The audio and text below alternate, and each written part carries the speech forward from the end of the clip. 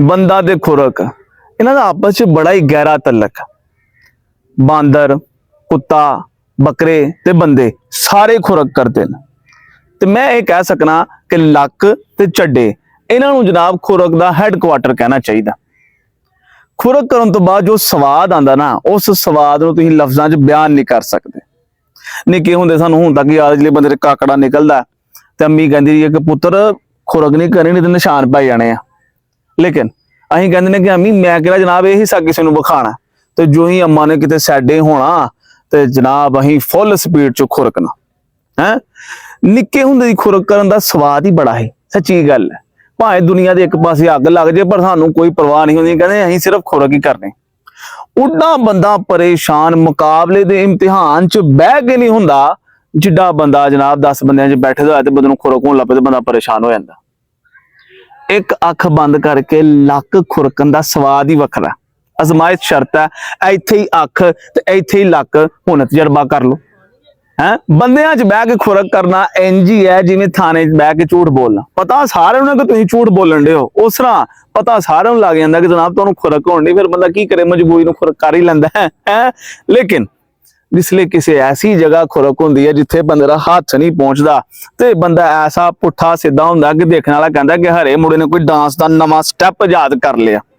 मौसीकी नूं समझण वाले बंदे ये जानदे ने कि कुछ राग दिन दे हुंदे ने ते कुछ राग रात दे हुंदे ने। लेकिन खुरक रात नूं करन दा स्वाद ही वखरा है। जनाब तुसीं काम तो आए हो थके हारे दे, जिले बंदा कपड़े लांदा है हल्का हल्का खुरकदा ना ते अद्धी थकावट ते वैसे बंदे दी दूर हो जाती है। ते खुरक भी हिसाब लाया अलार्म क्लाक वांगू है। डेली राती 2 बजे जनाब बिला नागा बंदे नूं ठा हड़ती है। हुण बंदे नूं खुरक होई, बंदा उठ के बह गया तो जो ही खुरक कीती तो खुरक गायब हो गई है सरकार। फिर बंदा जनाब लम्मे पिया ते नाल ही फिर खुरक चालू हो जाती। ਉਹ ਬੰਦੇ ਜਿਹੜੇ ਜਨਾਬ ਮੇਲ ਮਿਲਾਪ ਪਸੰਦ ਨਹੀਂ ਕਰਦੇ, ਉਹਨਾਂ ਕੋਲ ਇੱਕ ਬੜਾ ਵੱਡਾ ਤਿਉਹਾਰ ਆ, ਉਹ ਲੋਕਾਂ ਨੂੰ ਕਹਿਣਗੇ ਸਾਨੂੰ ਜਨਾਬ ਖੁਰਕ ਪਈ ਹੈ, ਮਜ਼ਾਲ ਆਉਣਾ ਲੱਗੇ ਕੋਈ ਆ ਜੇ। ਅੱਜ ਦੇ ਮਹਿੰਗਾਈ ਦੇ ਦੌਰ 'ਚ ਮੈਂ ਇਹ ਜ਼ਰੂਰ ਆਖਾਂਗਾ ਕਿ ਜਨਾਬ ਖੁਰਕ ਇੱਕ ਐਸੀ ਸ਼ੈ ਹੈ ਜਿਹੜੀ ਟੈਕਸ ਫਰੀ ਹੈਗੀ। ਜਿਲੇ ਬੰਦਾ ਖੁਰਕਦਾ ਤੇ ਵਕਤ, ਹਾਲਾਤ ਤੇ ਇਨਸਾਨਾਂ ਨੇ ਜਿਹੜੇ ਉਹਨੂੰ ਦੁੱਖ ਦਿੱਤੇ ਹੁੰਦੇ ਨਾ, ਕਿਸੇ ਨਾ ਕਿਸੇ ਹੱਦ ਤੱਕ ਉਹ ਭੁੱਲ ਜਾਂਦਾ। ਸਿਆਣੇ ਕਹਿੰਦੇ ਨੇ ਕਿ ਪਿਛਵਾੜਾ ਜਿਹੜਾ ਨਾ ਆਪਣਾ ਧੋਣਾ ਚਾਹੀਦਾ, ਗਵਾਂਢੀ ਦਾ ਨਹੀਂ। ਤੇ ਮੈਂ ਕਹਿੰਦਾ ਕਿ ਖੁਰਕ ਉੱਥੇ ਹੀ ਕਰਨੀ ਚਾਹੀਦੀ ਜਿੱਥੇ ਹੋਵੇ। खैर बादशाह, खुरक कोई छोटी चीज नहीं है। खुरक सानू आला सिफात सिखाती है, सबर सिखाती है, कंट्रोल सिखाती है ते कदी कदी शुक्रगुजारी का एहसास भी दिलाती है कि चंगी गल है खुरक नहीं हुई। एंड ते मेरी एक ही नसीहत याद रखनी है, खुरक उत्थे ही करनी है जिथे होए।